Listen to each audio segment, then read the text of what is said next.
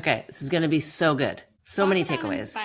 So inspiring. We had Hilary and Caroline, the founders of Jones, the vaping, quitting, smoking cessation company. But when I say that and you think of it, you think of something totally different. And this company and what they're building is so fascinating. They're thinking about healthcare. They're thinking about this whole space in a different way. But also what we learned today is that they're thinking about how to run a business in a really beautiful way. And I think it's such an interesting takeaway for brands, like small, big, there's so much to learn. So I hope you enjoy it. Yeah, it's going to be great. They've created this, they've kind of solved the system. And I think there's so many takeaways internally and externally for brands. So hope you enjoy. Hey everyone, it's Chris. And Kirsten. Welcome to Good Thinking Weekly, the podcast where we discuss the best of the best in brands, marketing, and culture. Thousands of people, top execs from the likes of Complex, Klaviyo, Walmart, Wall Street Journal, and LVMH tune in every single week. We run a creative consultancy in GoodCo, so we know what it takes to build a good brand. Subscribe on YouTube, your favorite podcast app, and Good Thinking on Substack for more. All right, let's dive in.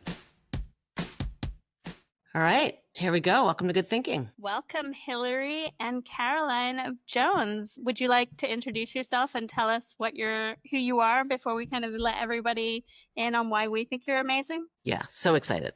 It's so nice to be here. Thank you both so much for having us. We're really excited. I'm Hilary. Caroline and I are co-founders of Jones. I run our digital products, so our website and our app.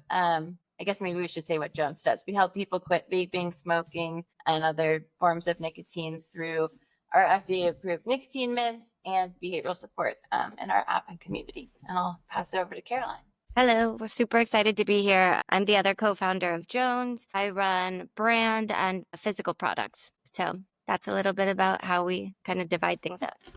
Amazing. Well, I love this brand. So when I've been kind of tracking, just for context of why we're here and chatting today. So I've been tracking kind of a trend that I think is happening where healthcare is really changing, guys. And it's the way that brands are kind of positioning themselves and thinking about themselves is really different. And I've been watching you all grow for a little while now and have been kind of fascinating that you're what I would say is one of the first people to kind of identify that as an opportunity in a way, you don't have to look like a medical brand anymore. You can have and feel and be a full-fledged brand. And in fact, you do so many collaborations. And so I was excited to have you on to talk about that because how do you wake up one day and think, hey, smoking cessation, let's make it cool. That's not necessarily natural for a lot of people. So tell me how you kind of came about to that and how you're kind of approaching building your brand. Yeah, absolutely. And thank you so much for saying that it resonates with you. We've been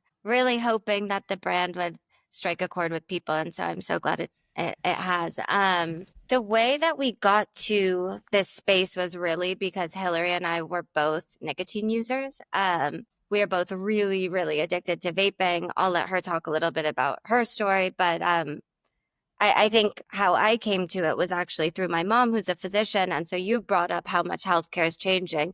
And I think one of the big tenets of the brand initially was that there was no way when I would Google over and over, how do I quit vaping? There was nothing that said use these steps. This is the program that you should use. This is how much you need of the current nicotine replacement option. So one of the initial things that we were we need to offer this is really the same high touch step down plan that my mom gave me. So I was unless someone has access to a family physician who's thinking a little bit outside of the box in terms of here's how we can dose you for vaping as opposed to smoking, even coming up with how much of the NRT that you should take basically to help with your withdrawal symptoms was something that is kind of complicated and feels like a barrier to really being able to take that next step. So that was my first experience with NRT, was coming to my mom and saying I'd actually tried in the past a few of the NRT options that were available, but never had any success with them. And the reason, once I talked to her about it, was because I was really chronically underdosing.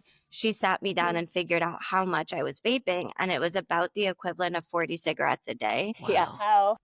Which is not unique at all. Right. Sure. Wow. But you just don't realize it because it's not counted out for you in neat little terrifying little cigarettes. Exactly. Right. Her You're mom's not a doctor, just so that's clear. Her mom is a doctor, a great family practice physician. So she really had the right tools and the right context Wow. and had seen it with her own patients so many times. Just so that's clear. Yeah. But that's Yeah. amazing that it wasn't even out there. And there's so much, obviously, that is like, vaping, try this, try that. And I'm pretty aware of it because I have 2 teenagers or 1 preteen. And so it's like, I'm so afraid, have the vaping conversation, kind of do that.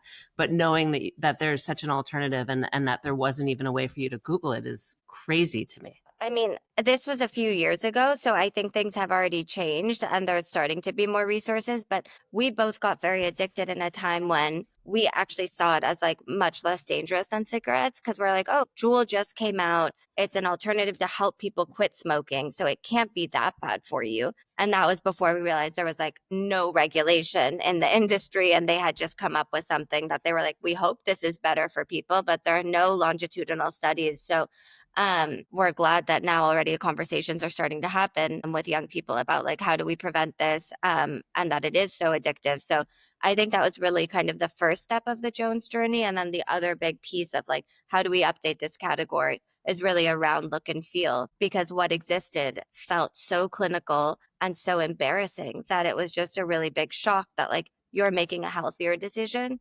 And in most aspects of life, when you're making a healthy decision, you feel proud of it. But then in one regard, like you're hiding it, you're keeping it hidden away. You don't want anyone to see it.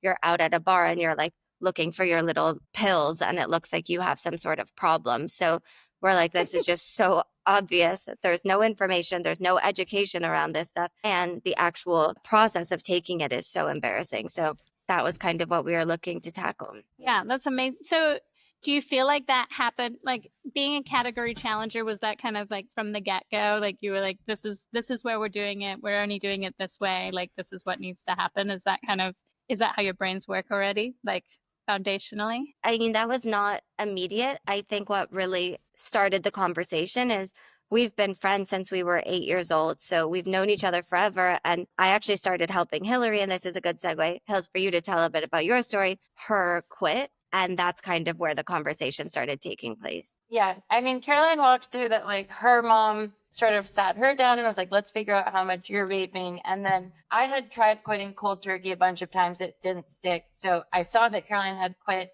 and it wasn't something we had ever even talked about. And that's something we see with our customers a lot, that like vaping is so social and smoking is so social and it's like such a regular part of your life. But you don't actually talk about it with your friends, especially when you're trying to quit. Like it can be kind of shameful for people, especially if you're trying and it's not working. So finally I was like, okay, I actually broke my ankle and I was like, this is my wake up call. Like I'm going to be so healthy now. I'm ordering all these supplements. I'm like going to heal because I don't want to be on crutches in New York City, and like really started to take it seriously.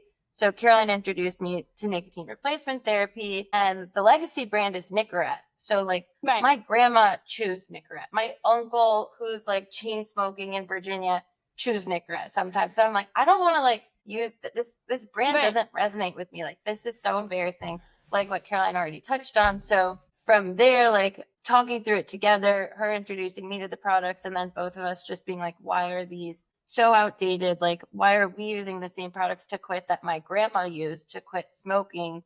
Like Juul really came in and modernized smoking and got this whole new generation addicted to nicotine who previously probably wouldn't have been, but no one had updated the quitting category. So it wasn't necessarily like, we need to go after the big guys. It was more just like, we want to solve our own problem and we don't want to use these products because they make us feel ashamed. And it just seemed like there had to be a better way to do it.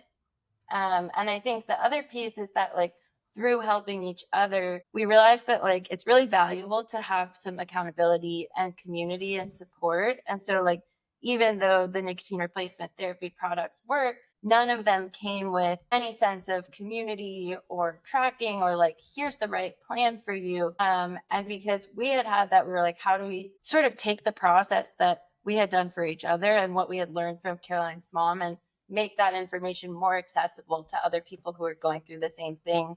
Because when you have that accountability and when you have confidence that like, okay, I know what I'm going to do, here's my plan, even like that confidence from the start really increases your chance of success. So just like giving people the tools and information they needed and the behavioral support to like help with all of your habits and keep you on track. So That's tell me more amazing. about that. Yeah, I'm so fascinated with two things that you said. One was the idea of community and kind of wanting to understand how you guys manage that, deal with that. Like, what's it like? What are you in the Discord, like chatting with people late at night when they're trying to quit? Because that's kind of how I imagine it. And then the second piece, and we can kind of talk about this afterwards, is dealing with this whole idea of shame. We recently had somebody on the podcast, Jasmine Bina, who like came in and was like, shame is like the one thing that like great brands have to tackle. And how do you kind of confront that? Because often with shame, it's about changing the conversation, right? And like, it's not just about saying you don't have to be ashamed, because that doesn't really work.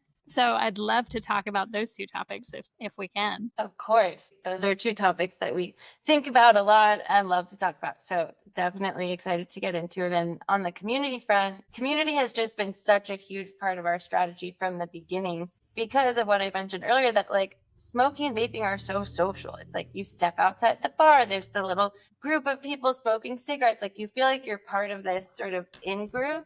And when you're quitting, you kind of lose that community. And so we wanted to make you feel like you're part of something cool and you're part of something special when you're quitting too. Like you don't have to be in this like tiny smoker circle. You could be in this quitter circle. And like, that's cool too, if not cooler. And when we initially started, we were like, we don't want to launch a whole nother app. Like people have too many apps. Let's see if we can just do this via text message. So like our very first product that we launched was like a text coach, and it was kind of like AI, but it was 3 years ago and we didn't have a developer. So it was like some basic flows and like me Wizard of Ozing texting people. Love it.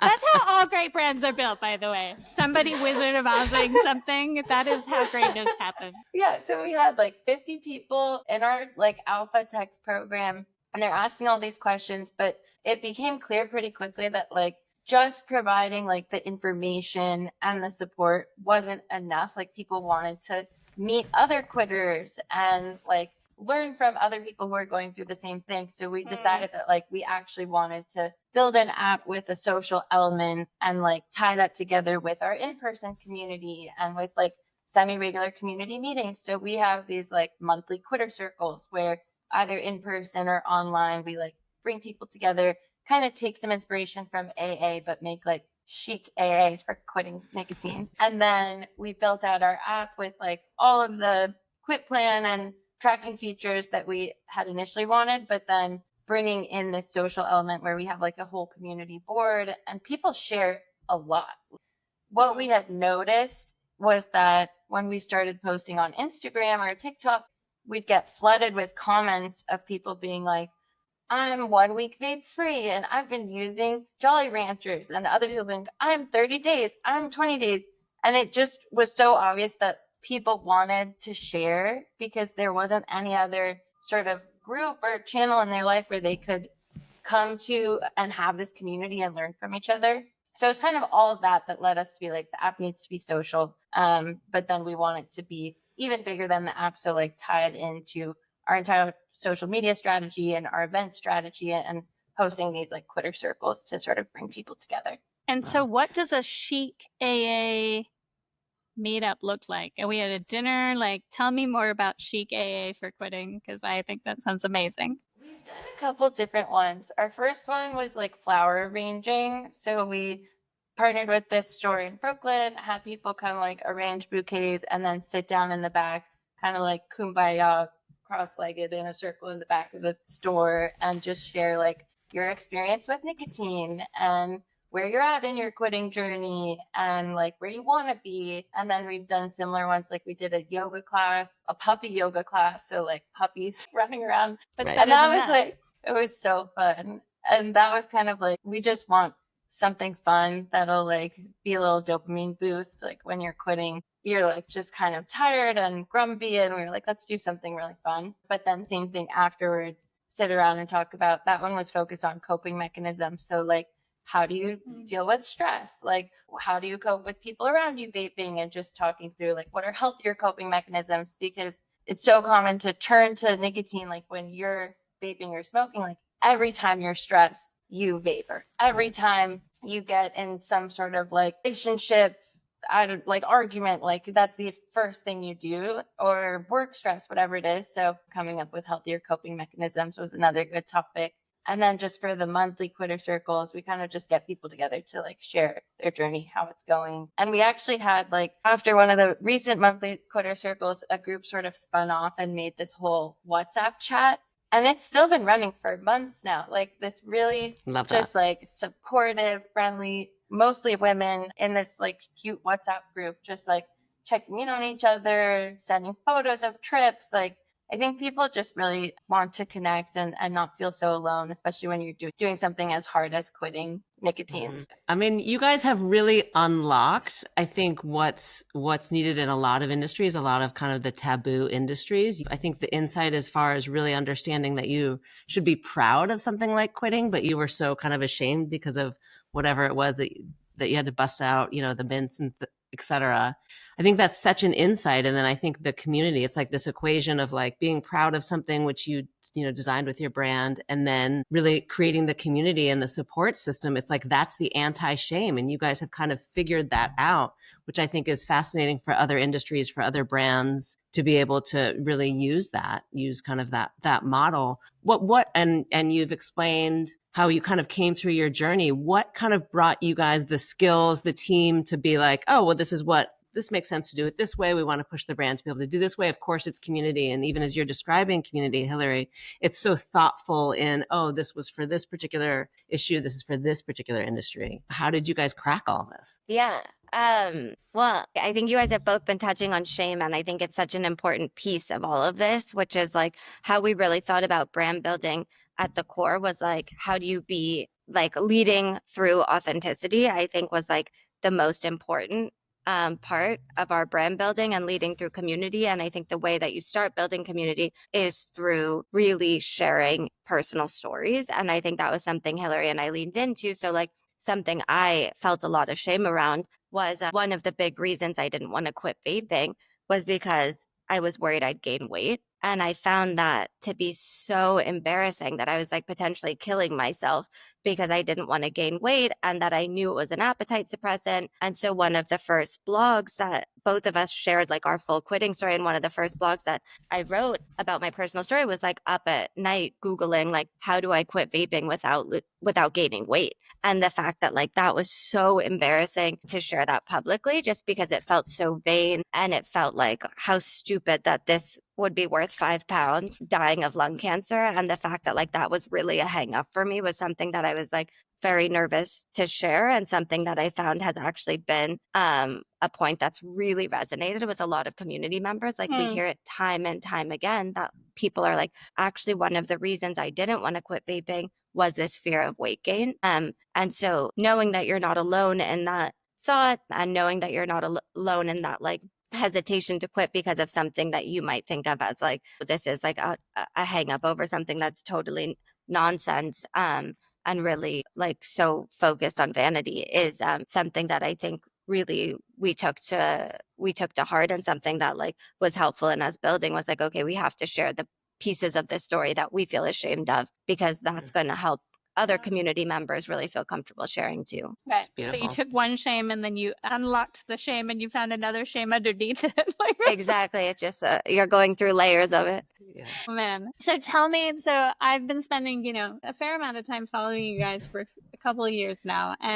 But I feel like lately you've been doing a few things. Like I really love the silver sterling tin that you made. And like you're starting to make like fun, I would say swag. Like, I don't know if we want to call it that. It's probably more important than swag. But like, how are you guys kind of thinking about that? And like, how important are kind of those to building kind of the way you're thinking of brand? Well, I think that one of the issues that we've seen across a lot of the new direct-to-consumer businesses that have popped up, probably like end of the 2010s and beginning of this last decade, has been that they really feel sterile. It feels like they have no heart, and the motivation for them is just to sell product as quickly as possible, and by, you know, going absolutely insane on digital ads, and that the idea is like they're just going to die in a few years, and it doesn't feel like a business that has any soul, any creative pulse, and is just really like following a Shopify template. And then I don't know what the future of that type of company looks like.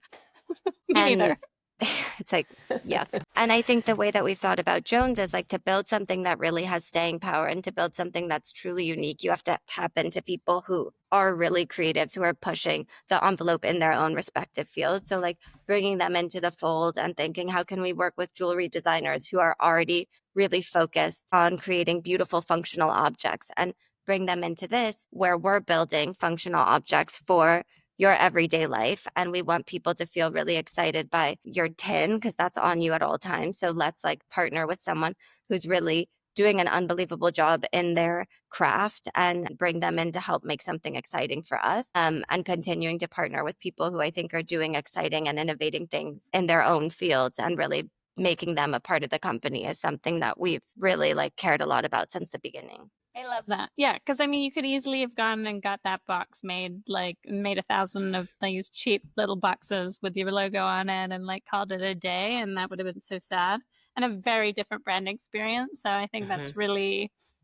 I think. Tell me about the sort of growth plans with that, like with that kind of philosophy, which is obviously very high touch and very thoughtful. Like, how are you guys thinking about kind of growing the brand, growing yourselves like as a company and not just as a brand? Like, what's kind of on the radar for how you're approaching those things? Well, I think that the brand moments and the collaborations also sort of tie into the shame in the community that we've already talked about, where like working with these designers and artists who are doing cool things helps to sort of destigmatize and like bring in their whole community and just like show that this quitting brand can be something that fits into your life. And it's a beauty and a wellness brand. It's not just like some pill that you buy at CVS that magically helps you quit vaping. So the roadmap is, I think, just more of these interesting collaborations and partnerships to like bring in new audiences and feature people who are doing cool and creative things and just keep showing to our community that like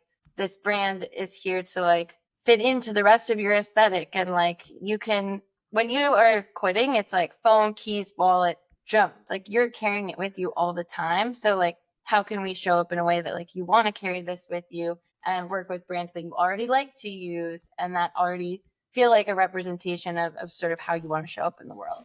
I love that. Just more fun partnerships on the way, but nothing to share quite yet. No, that's okay. You know, we don't want to have a good teaser. I don't need to reveal it here. But I love the idea that like, you know, you guys are such a staple in somebody's lives, and like thinking about that importance, and like obviously like Jules, like they certainly make themselves look like they're cool and fun, and like you want to have that in your arena of things that you have, and with your Labubu and like your vape pen. And so it's better to be kind of thinking that way and kind of countering and offering that versus the when I also smoked, but very long time ago. And before vapes even existed, but like there was no way you were getting me to chew a Nicorette. Like there was no way. Like I went cold turkey all the way. But it was, I think I would approach it differently now. How did you? Well, just quickly, like how did you decide to quit? And like, what was the moment for you that you were like, I'm done with this? But you know, breakups. It was like one of those things where it was like, I quit and then I had a breakup and I went back and I was like, you know what? No. Like I was like sitting on the step, like having a cigarette. And I was like, no, this is not me. I'm not like going to do this. And it was, you know, luckily, I think a short-lived habit of a few years, which, you know, like it's not nothing. But I don't know. I also just had a lot more hobbies. I started college. I was busy. I didn't have as much money. Like, you know, my parents weren't around to like, you know, give me $20 for lunch that I would spend on watermelon and cigarettes. Like, so that helps. But yeah, there was a lot of shame, and you know, and then there's shame when you fall off the wagon, and then like that. But it's like a cycle of shame, right? So it's not just one time that I think is really difficult for people. Well, that's another thing that we talk a lot about as a brand. Sorry, am I cutting out? Just want to Nope, make sure. you're Okay, good.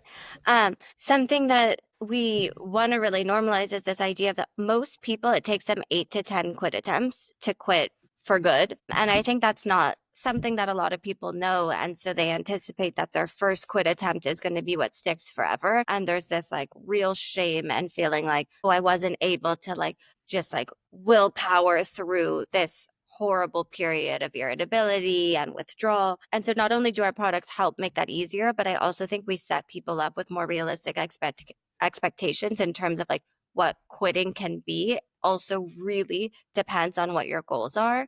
And I use NRT products every day, and I consider myself a quitter. I haven't smoked in a really long time, and I'm totally comfortable using our products on a day-to-day basis because I'd much rather use that than vape or smoke. And I think that really surprises people because sometimes I think when they think quitting, they anticipate it's like, okay, you take these products for 3 months and then you never use nicotine again. And that's one form of quitting. Another group of people fall into long-term NRT users because that's better for them than smoking or vaping. Another group of people just like taking NRT for their day-to-day and are fine to smoke a cigarette on the weekend. And I think that we really encourage kind of like all forms because it's just like a spectrum basically of like what you're looking to achieve. And I think that there is a feeling of shame if you're not doing something in the traditional, like I'm going to step down and then quit and never touch nicotine again. If not, I'm a failure. And like, that's not what it looks like for all sorts of people in our community,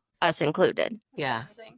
That is amazing. And I think you feel that through the brand, like the non-judgmental. It's like I can clearly see this path. It's like you're non-judgmental and then it's empowering. It's empowering to the person that's quitting, that's kind of going through, and then your community and kind of all of these things. You guys are approaching this from such an unconventional, such a beautiful way across the board, right? And it's obviously very natural, authentic, and real. What are the things that you guys are doing internally from like, now you guys are a company and you're growing and you have a team and you kind of all of those things. And I imagine there's a lot going on internally as far as what you guys are doing and how you're doing it non-judgmentally and in a way of community and differently. And I'd love to hear what those are. Yeah, I mean, from the beginning, we really wanted to stick to company values and like make it clear to everyone who we brought onto the team that like judgment free is such a core part of our brand. Like being empathetic with the people you work with our customers, like being transparent, being resilient, that like even if you fail, that's okay, keep going. So I think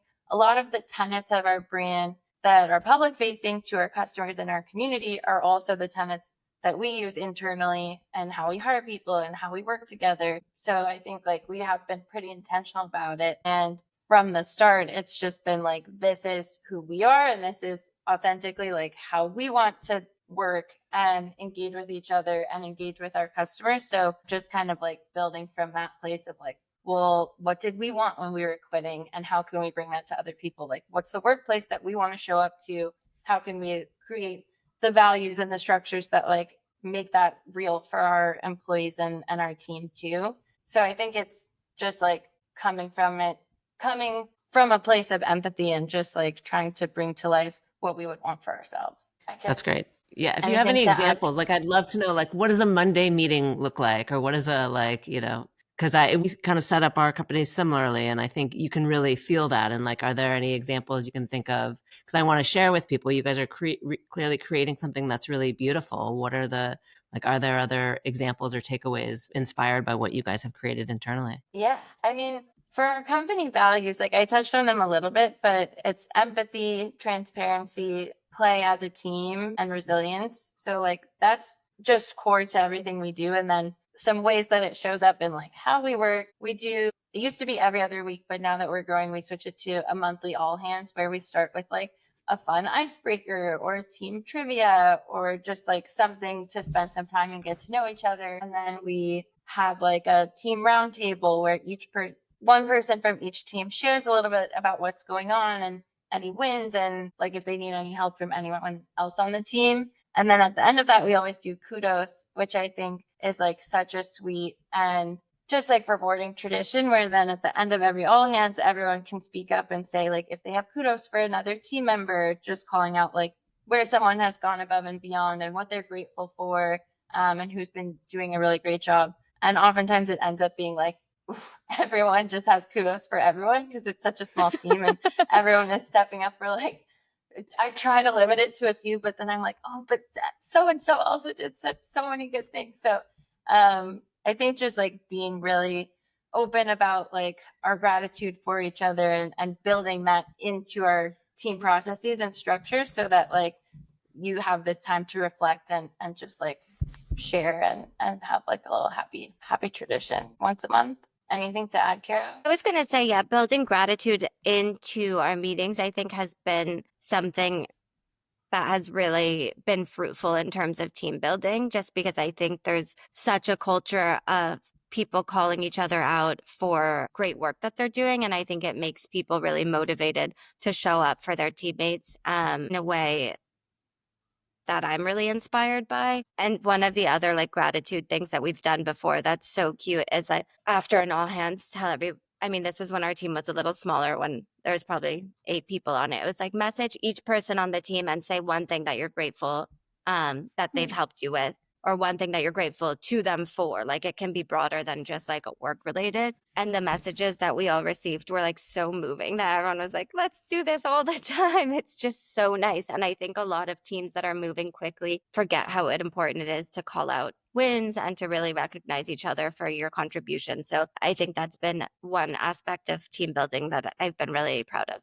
Love that. So now to the flip side of that, like what is the sort of and I was gonna like ask you about being female founders, and then I was like, would I ask 2 males about being male founders? So I'm not gonna ask you about being female founders because that feels wrong. But I would love to know, like, and if you want to talk about being female founders, totally do that, but only because you want to.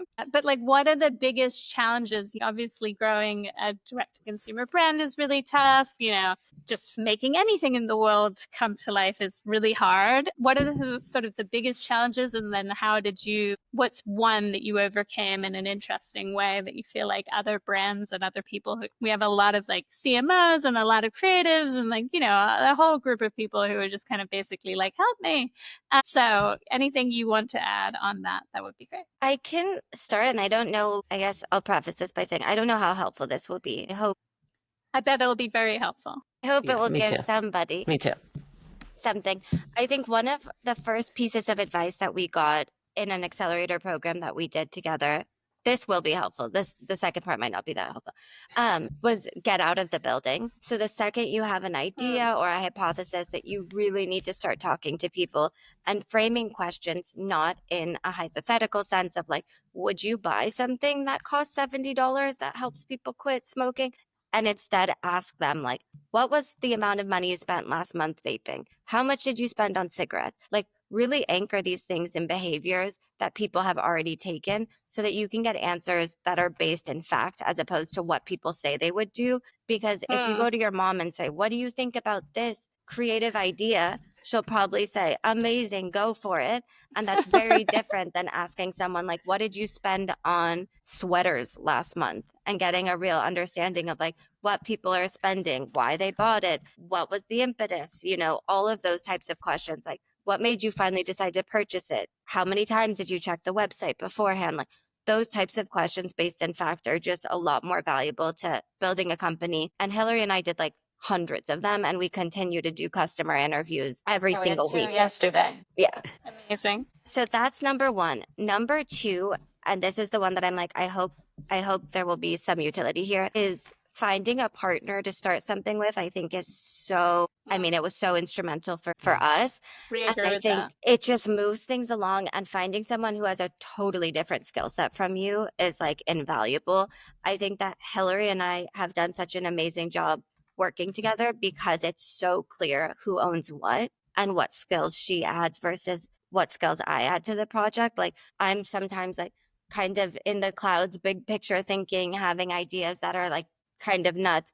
And Hilary's the one who's like grounded and actually brings me down to earth and is like, okay, these are the steps forward that we're going to have to take. And so finding a Hilary No, I is love that. really though. hard to do, Yeah. but she is like amazing. So really just finding an amazing partner, I think, is so helpful. You're actually echoing something that we had Other Ships founder Robbie Bent on the podcast recently, and he gave almost identical advice of like, know what you're good at and like divide and like sort of make sure your roles are clear, and then trust the living daylights out of that person's like ability to do that thing that you've all agreed to do. So I think that, there's a theme obviously to success, is like that's really key. Yeah, we're Yeah. big believers in that. Yeah, I think that trust is so important. And it helps that we've been friends since we were 8. So we have this really strong base of like, we're always assuming that the other person has the best intentions. And like, even when we disagree on things, it's coming from a place of like, what do we think is best for the company and what do we think is best for our team? So like having that really deep trust, like not every co-founder is going to be able to be best friends with their co-founder from when they were 8 years old, but at least finding someone who you really trust and have this differentiated skill set and like really believe in them. And like Caroline is a genius at branding. Like one of our investors was like, I think you're a brand savant. Like I think just having that diversity of skill sets and that deep trust is so important, just to echo what you guys have said. I love that. I have one last question before we get to our quick fire, like little rapid round at the end. But like, one question I'm always fascinated about is like, what's like if you did one thing, like say you could like repeat this whole journey again, and like there was one action that you took, like what was the action that you took that you were like, this is the action that should I like do this all again? Like I would definitely do this again. Like what's the repeat action that you think is so critical to your success? Being co-founders with each other. I love it. I think that honestly, the accelerator that we did at NYU was so critical to our success, because when we first started it, we had like essentially an idea, but nothing real yet, which was unique for that accelerator because we had actually started with a different idea and we pivoted. Like usually you have to like have a bit of a real company to get in, which we did. And we just decided to switch from that company.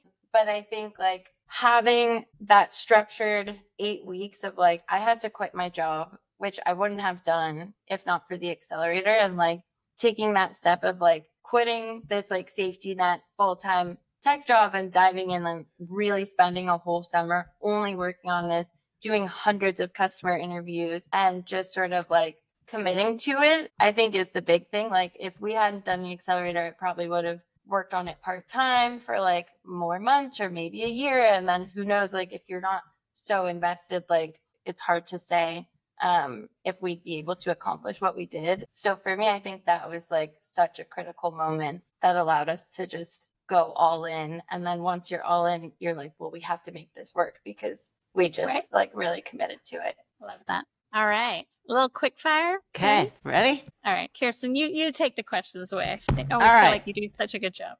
It's just because I talk really, really fast. All right, 3 things every brand should do. Who goes first? It doesn't matter. Yeah, and you guys can ping pong. You don't have to both answer everything. Hilary, you can start. These scared. Batted away. Three things every brand should do. Number one, customer interviews. That's so huge. Talking to your customers, listening to your customers.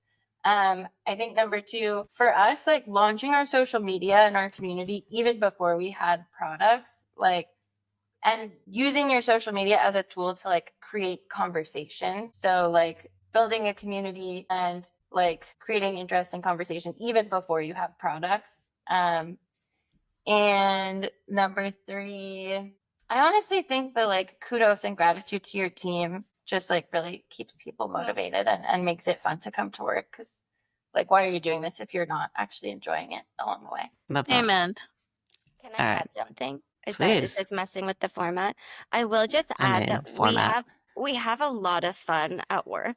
And I think that that's something that a lot of people probably don't value enough, is like our office is an absolute riot. And so when you go into work, it's actually like a really positive experience that makes it feel like I'm like, I can't wait to get in because we're going to see so-and-so who's going to crack me up and it's going to be fun to like get to be together. And I think that's something I feel really proud of, is we've built like an atmosphere that I think people, it feels fairly flat. And I think that way you have a lot of creative ideas coming from all over the place, and you're really able to feel close to your colleagues in a way that has been amazing. Love that. Clearly, next time we're in New York, we're coming to the office. You'll have a good time. Okay. Yeah, we do. What's the biggest learnings? What's the one thing that you would do differently? The biggest thing. Yeah. I'm going to call on Hilary. Oh, I'll what? start I did calling the her. last one. All right. Oh, I could do this. I know it's supposed to be rapid fire. We're not being very rapid. So, one thing that I would do differently from a technical perspective, building our app, we used a team of overseas developers who built like a quick MVP of our app, but it has a lot of scalability issues. And now we're like running into a lot of technical debt that I just am like kicking myself that I wish we had built the app in a more scalable way from the beginning. So probably what I would have done differently is like potentially brought on a technical co-founder or an engineer into the team much earlier. Amazing. So Yeah, helpful. makes sense. All right. This one I'll throw at Caroline. If you could collaborate with one brand on something, could be anything, who would it be and why? Any brand, I would probably go with Dries Van Noten, just because I think it's the best brand there is. All right, Dries. Okay, Dries. you heard it here. So beautiful. Yeah. And like talk about, but Dries from like a year ago while he was still at the helm. Now he stepped down. Right. We might have a harder yeah. time of making that one come true for you, but you know, Yeah. we'll try our best to put it Thank into the ether. Right. All right. But noted. Dries is a great brand. One celebrity spokesperson for the brand. Who would it be? We would love to work with Emma Chamberlain because she has been very open about her quitting journey. She's done multiple podcasts about how she quit vaping and then she switched to Zyn and then she got gum recession from her Zyn use and had to get a gum graft, like a whole surgery. And we've been trying to get in touch with her because I think we've spoken already about like how much authenticity is so important to our brand and destigmatizing this experience. And I think she's already been a great spokesperson in that way. And she's a cool girl. We just saw her speak at Pinterest and she was amazing. She was so vulnerable, so aligned with what you're talking about. So I think that can happen. I'm going to put that into the ether. And also, I have a lot of Pinterest people. So if anyone from Pinterest is listening, can you make this connection? That would be great. Send out the bat signal. The good thinking bat signal. We've got a lot of Pinterest people on our list. Yeah, we'll try to make it happen. All right. And then if there's one word that sums up your brand, what would it be? Probably authentic. Yeah, which a lot of brands say, but I actually feel like you might be the first brand that I've hung out with that actually seems to be living that from living the real life. That's amazing. Well, thank you both for coming on. I'm so excited about what you're building. I'm excited to see you grow and flourish and really appreciate you making yourselves available to us, but also opening yourselves up in such a vulnerable way. So yeah, it's been a real pleasure and inspiration. Thank you both. Well, thank you for having us. This was so fun. Thank you so Bye, much. all. This was awesome. Talk to you soon. Bye. Bye. So many takeaways. that was seriously inspiring. I was excited about the brand before, obviously. That's why I invited them on. But like, I thought so many of the things that they spoke about, like obviously really resonated with us, which is maybe like why I was attracted to them. And I didn't know that, but you know, just how they're running their business, like how they're thinking about it. It feels really soulful. And I think, you know, the word authenticity drives me crazy, but like it actually really works for them. So I thought it was, I think not enough. I think so many brands, especially AI brands now, it's just like, you know, you're going to build this company, you're going to sell it in a year. Like, why invest in your people? But like, I actually think that, you know, like building a company that way is very difficult to do. And they seem to have really figured that out, which is so cool. Yeah. And they've figured out early on clearly to lean into that vulnerability and that their story and whatever, you know, kind of hurt and questions that they have, they're really leaning into that. And I think it really shows throughout everything that they're doing.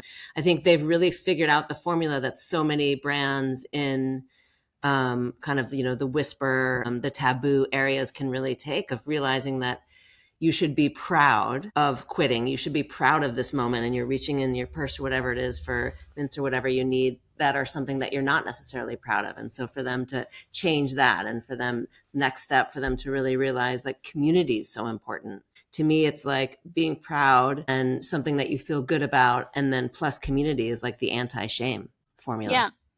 Yeah, shame. Here it is again. I mean, it's just like every brand. I mean, granted, this one is obviously more playing into shame, but I think it's really interesting, like the idea of like even just flipping it on its head and saying like we're really a wellness and beauty brand, and so much about what we're doing is about that, and we're not a medical brand. And I think that in and of itself, like, so is such a change, because when you're thinking about like, oh, I'm taking, like, there's so much backlash generally against like medical intervention of anything. So it's like no surprise that also there's shame with that. Like, I need to take medicine to like make myself better. Like, it's such a fascinating reframe, and they do it really nicely with the branding. Like, it just, it's a very quiet brand. Like, I think there are other brands in this space that are very loud, right? And they're like, oh, like, quick.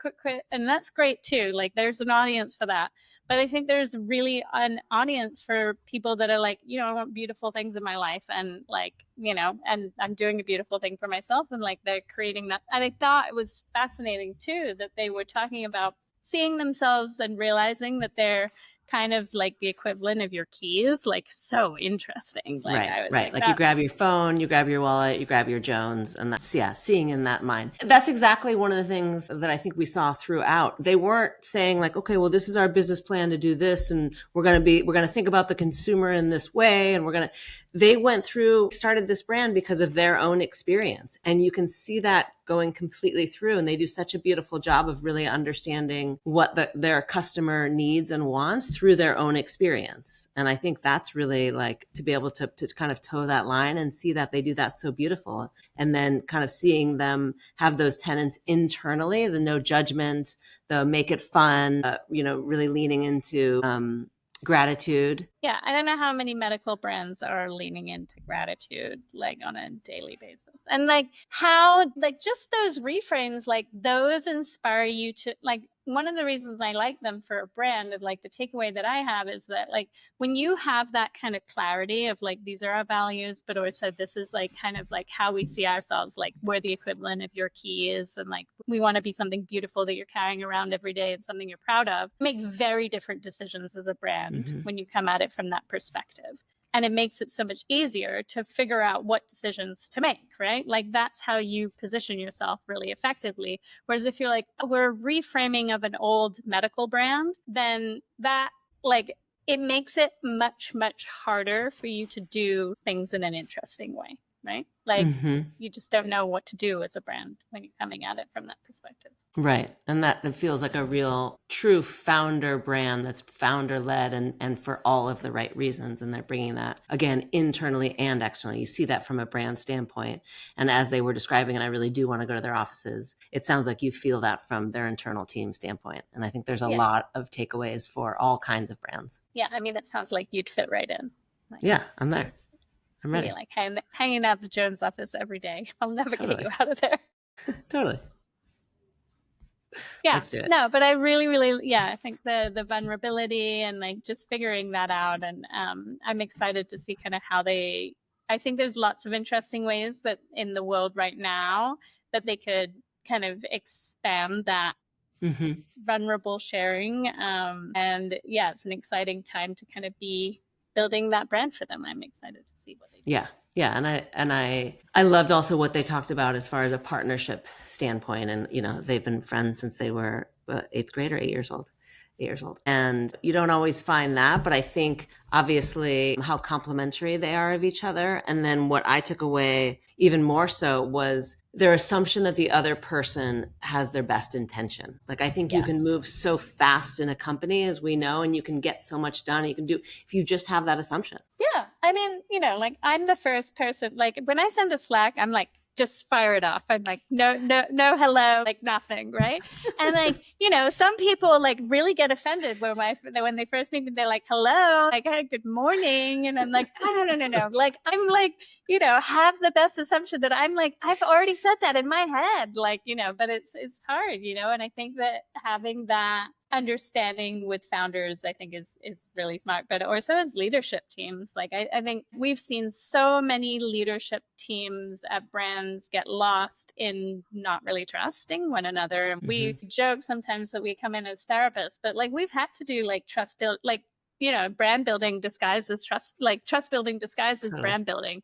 In order for our brands to really figure out like what it is that they're doing, I think if you're not in a place of trust as a brand, it's very, very difficult to do things quickly.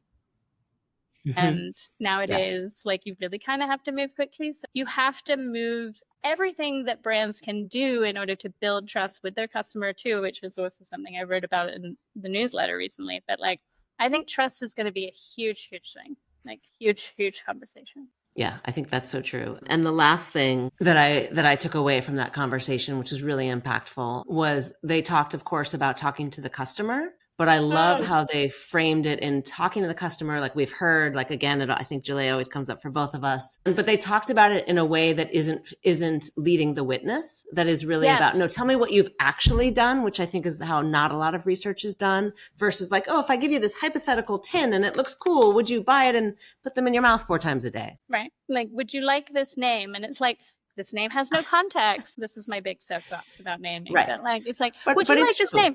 Yeah, but it's like, would you like this name on the side of a billboard that's black and like, like has a dead bunny on the side of it? Or would you like it when it's like, but it's, like context is everything. So yeah, like I think that, and that's kind of what she's saying is like context is everything. Like, and if you're social listening, like, and you're not looking at the context and you're just reading the data of like, the data's not telling you anything.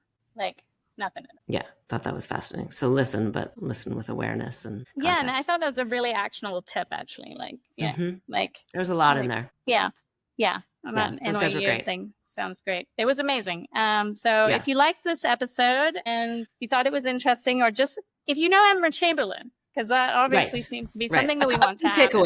A few takeaways here for people. Connect them with Emma Chamberlain. We'd love to hear your comments and give us a rating, give us some algorithm love. We'd love to hear from you. All right. Ciao, ciao. Till next time. That was it for this episode of Good Thinking. Don't forget to tune in next week. If you found this valuable, subscribe on YouTube and your favorite podcast app. And don't forget to read on Substack for even more insights. And if you really liked it, drop us a heart. We'd love to hear from you. Ciao. Until next time.